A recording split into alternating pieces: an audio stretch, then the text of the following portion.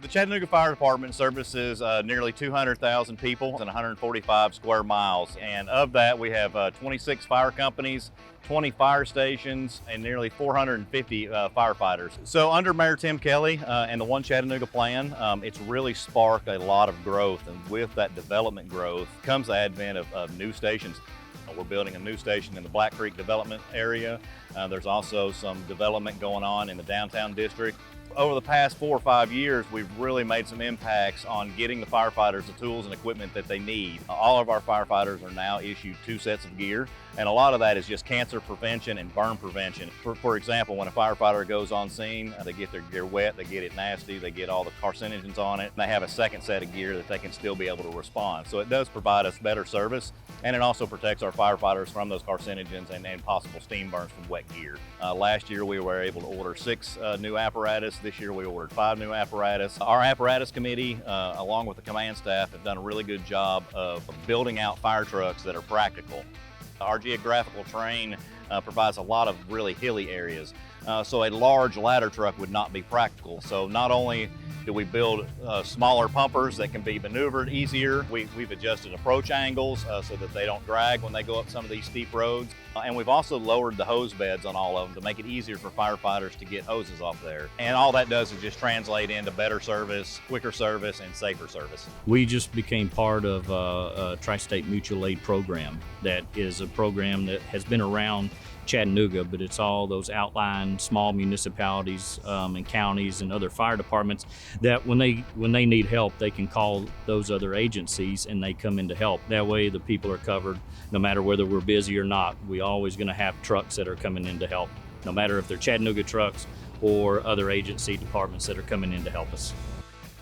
The fire department has really been a support agency for not only Chattanooga Police Department, but also the Sheriff's Office and local surrounding police departments for active shooter type training. We help them with the incident command side of things. It's their incident in one of those things, but we can provide a lot of medical aid to down victims in those type incidents. So that collaboration, those relationships can strengthen our response capability. Tennessee Task Force 4 started back in 2007. Our team has really gotten proficient at the different levels of technical rescue, from rope rescue to confined space to collapse rescue and to trench rescue. We've really become one of the premier departments in our region that provide a lot of that training. The collapse is really important just with our natural disasters in Chattanooga. With the tornadoes that's moved in, we're bringing in law enforcement agencies and teaching them the collapse capabilities as well, and having everybody on the same page and knowing the certain steps that we take, the certain tools that we use, how they're going to be used is very vital, because we're all working together to come together for one end goal, the knowledge and the capability to go out there and make that rescue work. The technical skills that our firefighters have today, it is not even comparable to what we did 25, 30 years ago. It's just a testament to how much the business has evolved and how much you have to know when you get on scene of these technical rescue incidents. We're becoming a outdoor hub for outdoor recreation enthusiasts. So our calls for service as far as rope rescues have gone up, responding to search and rescue in the mountains. We've really spent a lot of energy updating all of our squads. In our urban search and rescue field, we have 5 squads in the city that are tasked with doing technical rescue. So the Chattanooga community is very fortunate to have Chattanooga Fire Department be as skilled as we are for the urban search and rescue. I mean, that's right in their back door, where others, cities aren't as fortunate, especially more outlying and stuff. But since we are part of the Tri-State Mutual Aid, we are able to respond to those outlying areas as well. So, I mean, this area, Tennessee Valley area, is definitely very fortunate. Not only do we do the emergency response side of things, we spend a lot of time in our community lifting those different areas up that need help. If we see a problem in our city that's particular to fires or particular to a certain demographic group, we target focus them to make sure that they get all the tools and resources that they need. My biggest push to educate the kids about stop, drop, and roll. Don't play with fire. Know 2 ways out. Know what to do when the fire alarm or the smoke alarm goes out. Know your meeting place.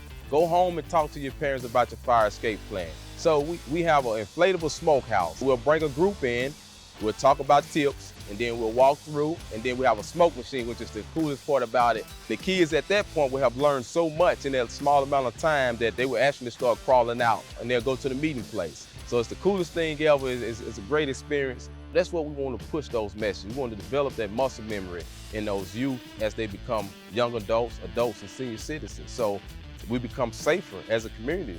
I'm a huge believer that people don't care how much you know until they know how much you care. And what I mean by that is we don't wait for medical calls, we don't wait for fire calls. We go out and get thoroughly immersed in the community so we know what the needs are. And so when we talk about our initiatives, people will say, you know what? They're not just doing a job. It's not for show, it's not for the pay, but they really trust us and they believe in us and they care about us. So that's how we push our messages, that's how we push our initiatives. The last 150 years have been a very good 150 years. We have an excellent reputation with our public. Our taxpayers respect what we do, and they know that we need tools and resources to be able to pull it off. Our goal is making sure that we're preparing our newest generation of firefighters to be the next leaders of this department.